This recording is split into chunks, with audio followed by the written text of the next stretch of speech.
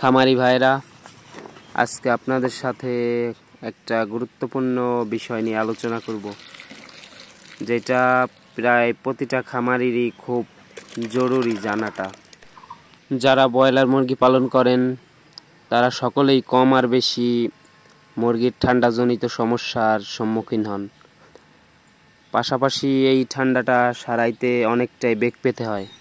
ঠান্ডাজনিত সমস্যার সমাধানের জন্য আপনাদের বিভিন্ন সময়ে বিভিন্ন মেডিসিন ব্যবহার করতে হয়।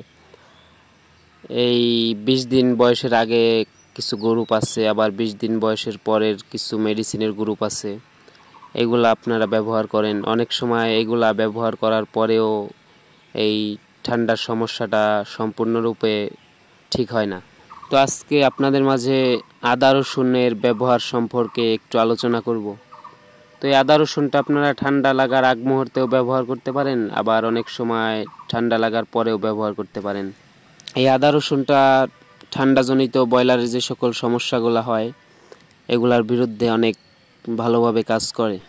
অনেকেই দেখা গেছে মুরগির ঠান্ডা লাগছে, তো আপনারা অ্যান্টিবায়োটিক দিয়ে 3 থেকে 5 দিন ডোজ করেন। তো ডোজ করার পরে দেখা যায় ঠান্ডাটা সম্পূর্ণরূপে ঠিক হয় না, বা কিছুটা কাশি থেকে যায়, বা অনেকটাই কাশি থেকে যায়।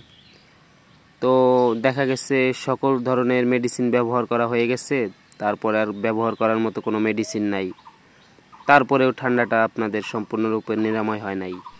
তো এই পর্যায়ে আপনারা আদা রসুনটা এটা ব্যবহার করে দেখতে পারেন।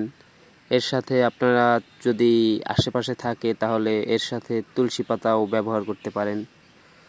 তো এটা ব্যবহার করলে হয় কি, হালকা ঠান্ডার জনিত যে সকল সমস্যাগুলো থাকে ওইগুলো অতি সহজেই আস্তে আস্তে সেরে যায়। তো এটা আপনারা যে কোনো একবেলা ব্যবহার করতে পারেন, তবে দুপুর টাইমটা ব্যবহার না করাই ভালো। হয় রাতে ব্যবহার করবেন অথবা সকালে ব্যবহার করবেন।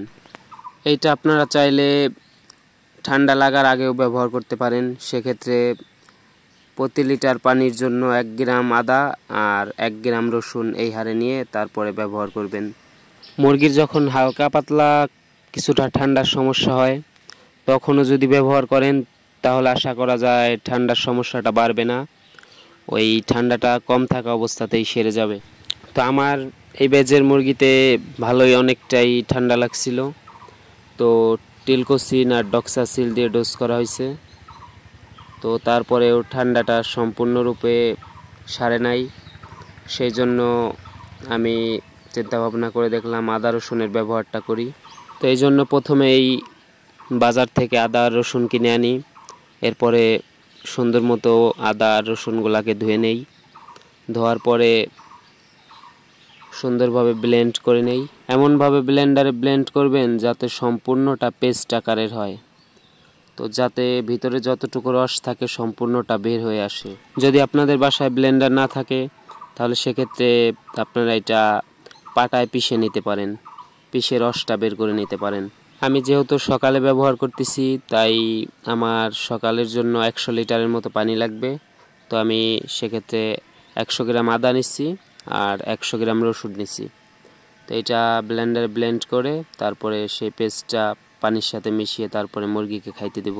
তবে অবশ্যই মনে রাখবেন এই মিশ্রণটি দুপুরে অনেক গরমের সময় ব্যবহার করবেন না, তাহলে মুরগি অনেক সময় দেখা গেছে স্ট্রোক করতে পারে।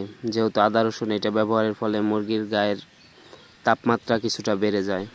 এই আদা রসুন ব্যবহারে যে শুধু ঠান্ডাটা সারাই তুলবে এটাও না, যদি মুরগির গায়ে জ্বর থাকে তাহলে সেই জ্বরটাও সারিয়ে তোলে।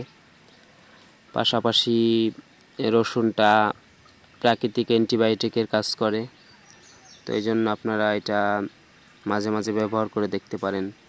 তো পেস্টটা আমি সম্পূর্ণ পানির সাথে মিশিয়ে দেই, এরপরে মুরগিকে এই পানিটা খাইতে দেব। তো আমার চ্যানেলটা যেহেতু নতুন করে আবারও খোলা হয়েছে, তো আপনারা নিয়মিত মুরগি পালন বিষয়ে নতুন নতুন ভিডিও পেতে আমার চ্যানেলটি সাবস্ক্রাইব করে পাশে থাকুন। ধন্যবাদ সবাইকে।